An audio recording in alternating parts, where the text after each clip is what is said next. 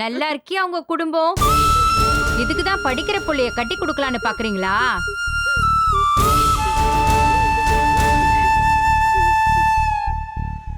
ஆத்தாடி ஆத்தே, முழு பூசணிக்காயும் மூடி மறைக்க பாக்குறீங்களா? நல்லா குழஞ்சு குழஞ்சு பேசும்போதே நினைச்சேன். தூ. பொண்ணை வளர்க்க தெரியல, நீங்கெல்லாம் ஒரு குடும்பம். சி, மூஞ்ச பாரு. போயா போய் உன் பொண்ணை எவனாவது இழிச்சவன் எனக்கு கட்டி கொடு, எங்களை விட்டுடு. வாங்க போலாம். ஏங்க வாங்க போலாம்.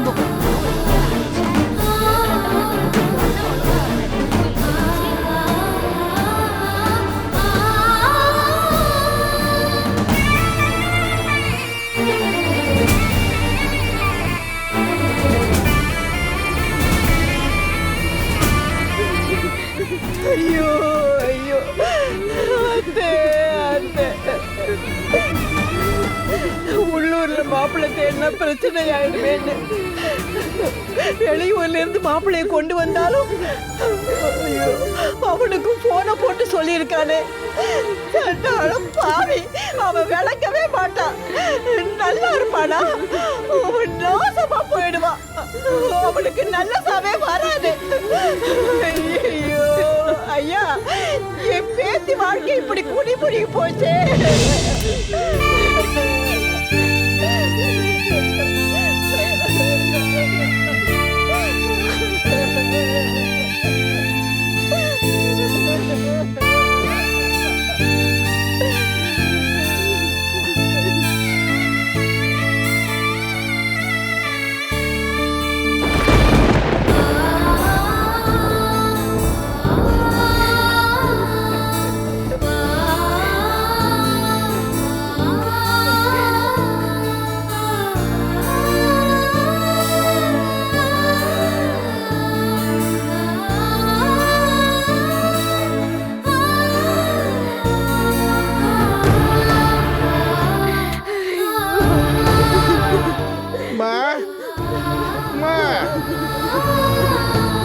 என்னப்பா செய்வேன்?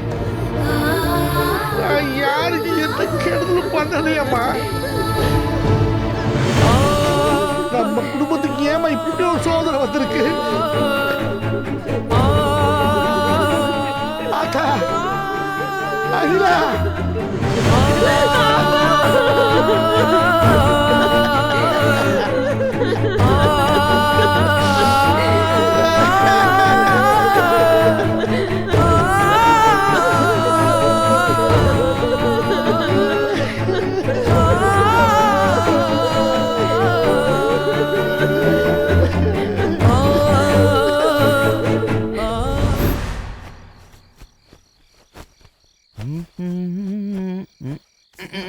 நிலா காயும் நேரம் சரணம், ஊலா போக நீயும் வரணும்.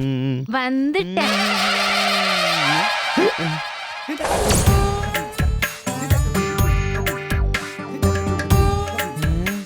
என்னது இது? பால், பாதாம் பால். அது எதுக்கு என்கிட்ட வந்து கொடுக்குற? உங்க பாடி ரொம்ப வீக்கா இருக்கு, அதான் இன்னையில இருந்து உங்களுக்கு பாதாம் பால் கொடுத்து உங்க உடம்ப தேத்தலான்னு முடிவு பண்ணிட்டேன். உன் பேச்சே சரியில்லையே. ஆமா, நீ எதுக்கு தேவையே இல்லாம என்னைய சுத்தி சுத்தி வந்துகிட்டு இருக்க? பவுனுங்கிற இந்த பொன்வண்டு இந்த இதய கனிய ஏன் சுத்தி சுத்தி வருதுன்னு உங்களுக்கு இன்னுமா புரியல? ஏம்மா, சத்தியமா எனக்கு புரியல.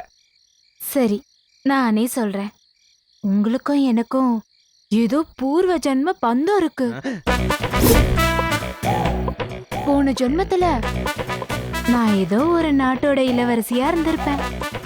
நீங்க தான் என் மனச கொள்ளையடிச்ச இளவரசனா இருந்திருக்கணும்.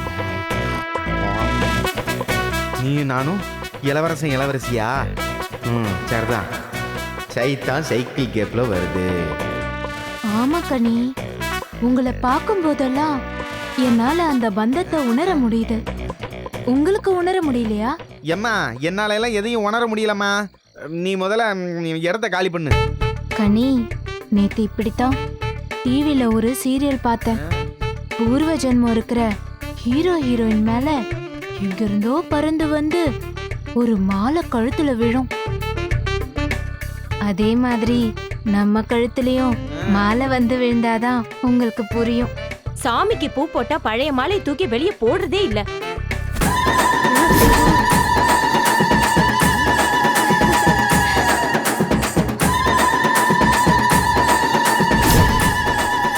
கனி, சொன்னேன் பாத்தீங்களா? அதே மாதிரி நம்ம கழுத்துலயும் மாலை வந்து விழுந்திருக்கு பாருங்க. அடியே, நீ சொன்ன சீரியலை நானும் பார்த்துருக்கேன். அதுல எம்பிட்டு அழகா ஒரு மாலை வந்து விழுகு. நமக்கு என்னடான்னா காஞ்சு கருவாடா போன ஒரு கேவலமான ஒரு மாலை வந்து விழுந்திருக்கு. இதுக்கு இம்பிட்டு பில்டப்பா கொய்யால. இங்க பாரு, இனி இந்த மாதிரி ஏதாச்சும் கதையை சொல்லிவிட்டு இந்த பக்கம் வந்த உன்னை அப்படியே கொண்டே அப்படியே பத்துக்க. ஓடிப்போ, ஓடி, நிக்காத, ஓடிப்போ, ஓடு, ஓடு, ஓடு. கொய்யால. சே, கொஞ்ச நேரத்துல நம்மள ரங்கராட்டினம் சுத்த விட்டாளே. இதே கனி, இனி இங்க இருந்தா வேலைக்கு ஆகாதரா. கிளம்பிரு, வீட்டை பக்கம் கிளம்பி போயிரு.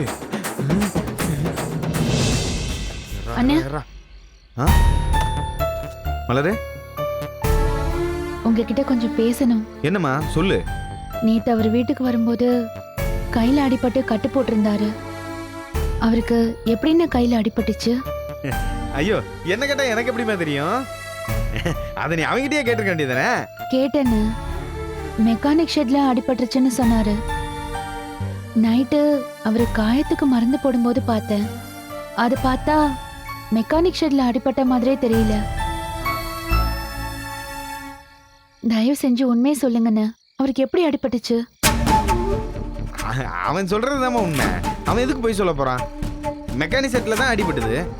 அண்ணே, உண்மையை சொல்லுங்கன்னு சொன்னேன். அது வந்துமா, நைட்டு பைக்ல வரும்போது ரோட்ல விளையாண்டுக்கிட்டு இருந்த ஒரு சின்ன பையன் குறுக்க விழுந்துட்டான். அவன் மேல இடிக்காம இருக்கணும்ட்டு வண்டியை திருப்பினானா, அப்ப கீழே விழுந்துட்டான். அதுல அதான் கீழே விழுந்தா நீ ஏதாவது சொல்லிடுவேல, அதனாலதான் உங்ககிட்ட போய் சொல்லியிருப்பான். இல்லைண்ணே, இப்போ நீங்க சொல்றதுதான் போய். உண்மையை மறைக்காம சொல்லுங்க. எப்படி சமாளிக்கிறது? இல்லம்மா, சொன்னா நீ சங்கடப்படுவேன்னு சொல்லி தான் உங்ககிட்ட சொல்லல. நேத்து மெக்கானிக் செட் பக்கத்துல பக்கத்து வீட்டுக்காரங்க 2 பேரும் சண்டை போட்டுக்கிட்டு இருந்தாங்களா. அட எதுக்குடா சண்டை போடுறீங்கன்னு விலக்கி விடும்போது அவங்க கையில இருந்த ஏதோ ஒரு பொருள் தான் அவனுக்கு லைட்டா கிழிச்சு விட்டுருச்சு. அதுதான் அப்படி. அண்ணா, நீங்க என்கிட்ட உண்மையை சொல்வீங்கன்ற நம்பிக்கையில தான் நான் உங்ககிட்ட கேட்டேன். ஆனா நீங்க சொல்ற எதுவுமே உண்மை இல்லைங்கிறது நீங்க சொல்ற விதத்திலையும் உங்க முகத்திலையும் கண்ணிலையும் தெரியுது. அதனால தயவு செஞ்சு உண்மையை சொல்லுங்க.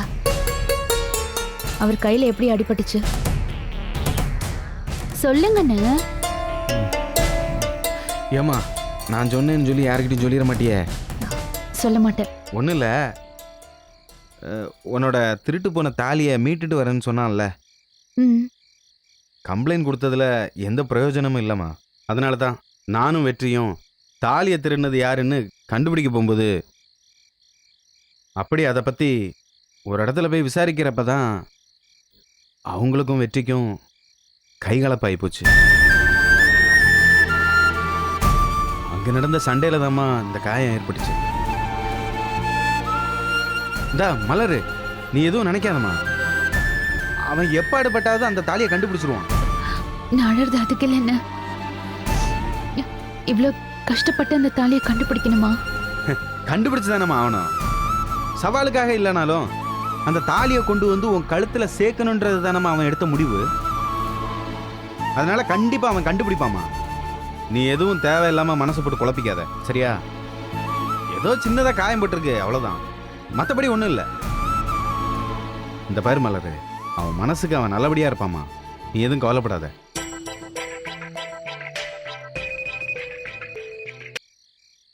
ஹலோ அண்ணே.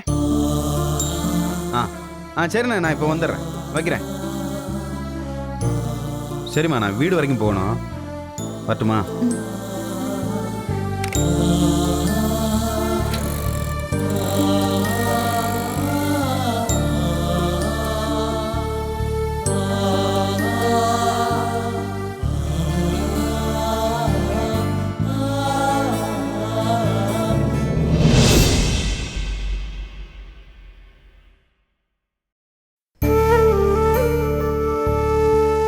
அவர் கையில சின்னதா அடிபட்டிருக்கு, பரவாயில்ல. ஆனா இதுவே பெரிய காயம் ஏதாவது பட்டிருந்தா அதுக்கும் ராசி இல்லைன்னு தான் நம்மள குத்தம் சொல்லியிருப்பாங்க. அதுவும் இல்லாம இவர் ஏன் இவ்வளோ ரிஸ்க் எடுத்து தாலியை கண்டுபிடிக்கணும்னு நினைக்கிறாரு? இந்த முயற்சியில இவருக்கு ஏதாவது நடந்துருச்சுன்னா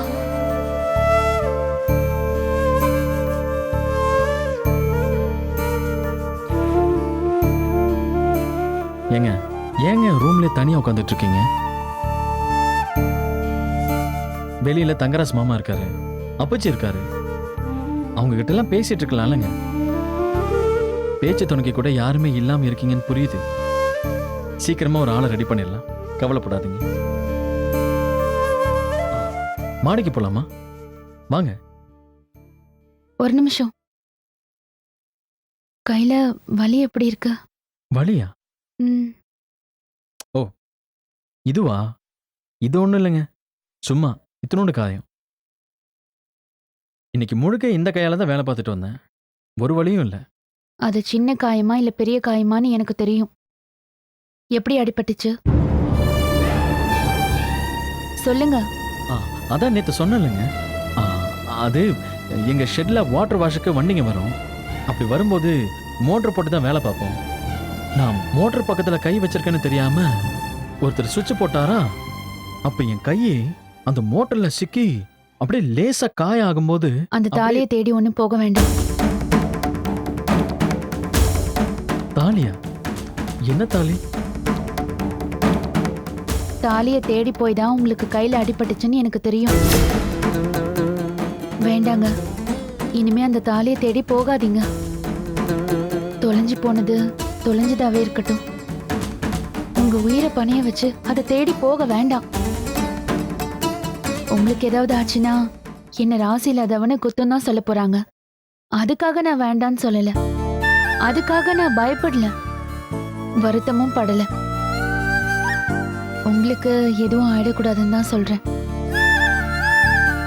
உங்க உயிரை கொடுத்து அந்த தாலியை மீட்டெடுக்கிற அளவுக்கு அது ஒன்றும் முக்கியம் இல்லைங்க. அந்த தாலியை விட நீங்க முக்கியம்னு எனக்கு தோணுது. உங்களுக்கு எதுவும் ஆயிடக்கூடாதுன்னு நினைக்கிறேன். அந்த தாலி எனக்கு வேண்டாங்க, அதை விட்டுடுங்க. என்ன தாலி கிடைக்கலன்னா என்னை வீட்டை விட்டு போக சொல்லுவாங்க. அது பரவாயில்லைங்க, நான் போய்க்கிறேன். ஆனா உங்களுக்கு எதுவும் ஆயிடக்கூடாது. தாலியை இனி தேடி போக மாட்டேன்னு சத்தியம் பண்ணுங்க.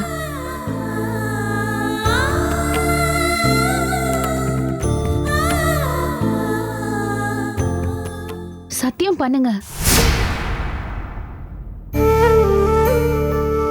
மன்னிச்சிருங்க மலர், எப்பவும் நீங்க சொல்றத கேட்கணும், உங்க ஆசையை உங்க கோரிக்கையை நிறைவேற்றணும்னு நினைப்பேன். ஆனா இந்த விஷயத்துல என்னால அப்படி நினைக்க முடியாது. தொலைஞ்சு போன தாலியை நான் மறுபடியும் மீட்டெடுப்பேன். ஆனா ஒரு விஷயம் சொல்றேன், இனி இந்த விஷயத்துல எனக்கு ஒன்றும் ஆகாது. நீங்க தைரியமா இருங்க.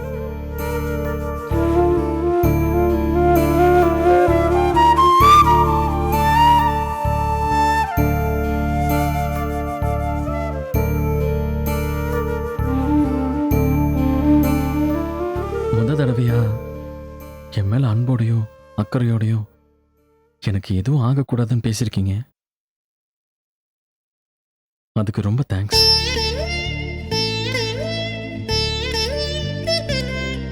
ஏங்க ஏங்க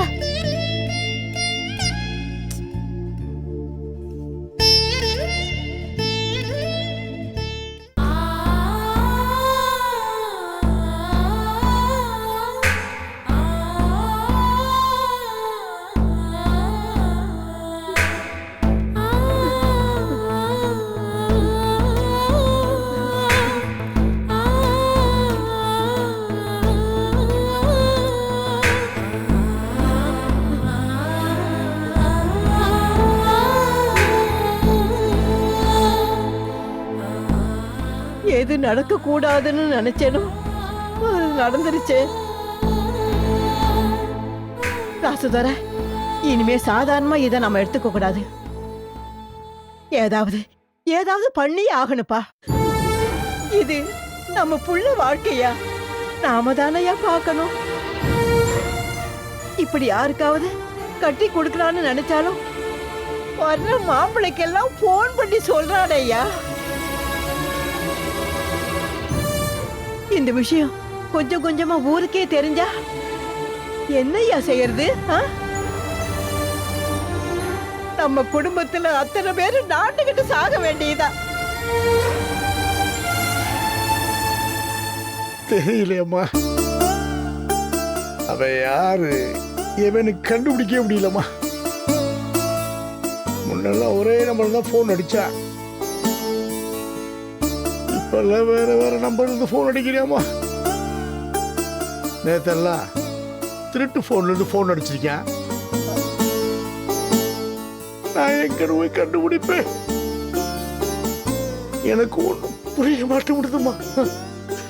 ஐயா சாமி, ஒண்ணு அவ யாருன்னு கண்டுபிடிச்சு அவன்கிட்ட இருக்க அந்த வீடியோவை புடுங்கி அவன் திரும்பவும் நம்ம விஷயத்துல தலையிடாம பாத்துக்கணும். இல்ல இந்த ஊருக்கு விஷயம் தெரியறதுக்குள்ள அகிலாவுக்கு ஒரு கல்யாணத்தை முடிச்சிடணுப்பா. யாரம்மா கல்யாணம் பண்ணி வைக்கிறது? அன்னைத்துல மாப்பிள்ள பார்த்தா அவனுக்கே நீ போன் அடிக்கிறியாம்மா. நாளைக்கு யார் வந்தாலும் இதைத்தம்மாவை செய்வேன். ஏயா, நாம ஏன் எங்கேயோ போய் பொண்ணை கொடுக்கணும்?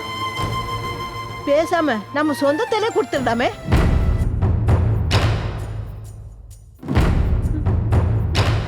சொந்தத்திலையா? வேற வழி இல்ல ராசுதர. அந்த காலத்துல எதுக்கு சொந்தத்துல கட்டி வச்சாங்க? நாளை பிறகு பொண்ணு மாப்பிள்ளைக்கு சண்டை சச்சரவுனாலும் உறவு விட்டு போயிடக்கூடாதுன்னு தான் என்னத்தையாவது பேசி அவங்கள சேர்த்து வச்சிருவாங்க. அதனாலதான் அந்த காலத்துல தீர்த்து விடுறது கம்மியா இருந்துச்சுப்பா. ஆனா இந்த காலத்துல எல்லாம் அந்நியத்துல கல்யாணம் பண்ணிக்கிட்டு புருஷன் பொண்டாட்டிக்குள்ள சின்னதா ஒரு சண்டை வந்தா கூட பொசுக்குன்னு தீர்த்து விட்டுட்டு போயிடுறாங்க. நம்ம பிள்ளைக்கு அந்த மாதிரி நிலைமை வர வேணாயா. என்னையா சொல்ற ராசதர? சொந்தத்திலே கட்டி கொடுத்துடலாப்பா. சரிம்மா, சொந்தத்துல மாப்பிள்ளனா யார்கிட்ட போய் கேட்கறது? நான் எங்க போவேன்? வேற யாரையா இருக்கா? நம்ம அழகரத்தான் சொல்றேன்.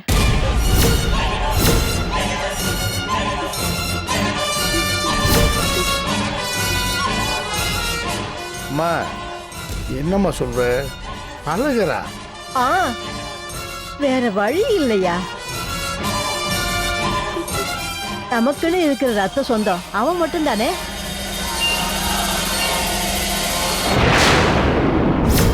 இங்க பாரு, பேசாம அகிலாவ அழகருக்கே கட்டி கொடுத்தலாயா.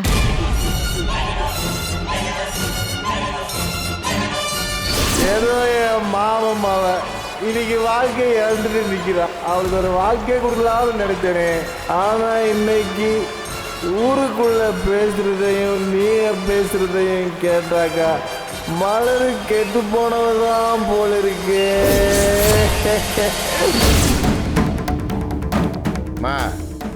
அவனை போய் எப்படிமா? குடிகாரன் தான், வேலை வெட்டிக்கு போகாதவன் தான். கட்டி கொடுத்ததுக்கு அப்புறம் அவனுக்கு ஒரு வேலை வெட்டியை பார்த்து கொடுத்தா அவன் பாட்டுக்கு இருந்துட்டு போறான். பொம்பளை பார்த்து ஆம்பளை மனசை மாத்தணும்னு நினைச்சா மாத்த முடியாதா? அது பொம்பளை கையில தாயா இருக்கு. அப்பதான் சும்மா இருக்கிறீங்களா? என்னால அழகரை கட்டிக்க முடியாது. நீ யாரையுமே கட்டிக்க முடியாத சூழ்நிலையில தான் இருக்க. நான் ஒரு தடவைக்கு 100 தடவை யோசனை பண்ணி பார்த்துட்டேன். நான் சொன்ன விஷயத்த நீயும் நல்லா யோசனை பண்ணி பாரு. அழகரை விட்டா நமக்கு வேற நாதியே இல்லை. அவங்க வந்து பொண்ணு கேட்டப்போ நாம முடியாதுன்னு தான் சொன்னோம். ஆனா அந்த பௌசல இப்ப நாம இல்லையேப்பா. எப்படியாவது சாந்தா கிட்ட பேசி அழகருக்கும் அகிலாவுக்கும் கல்யாணம் பண்ற வழிய பாருப்பா. என்னங்க எனக்கும் அத்தை சொல்றது தான் சரின்னு படுதுங்க. அகிலாவுக்கு ஒரு கல்யாணம் நடக்கணும்னா அது சொந்தத்துல அழகருக்கு கட்டி கொடுத்தாதாங்க உண்டு. அந்நியத்துல கட்டி கொடுத்தா நாளை பின்ன இந்த விஷயம் தெரிஞ்சு பெரிய பிரச்சனையாகி நம்ம புள்ள தாலி அறுத்துக்கிட்டு நம்ம வீட்டுக்கு தாங்க வாளா வெட்டியா வந்து நிக்கும். அதுக்கு பேசாம நம்ம அழகருக்கே கட்டி கொடுத்துடலாங்க.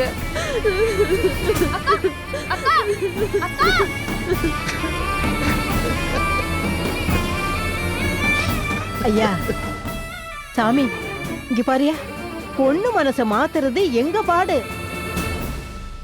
நாங்க சொன்ன விஷயத்த மட்டும் நீ கொஞ்சம் யோசிச்சு பாருப்பா.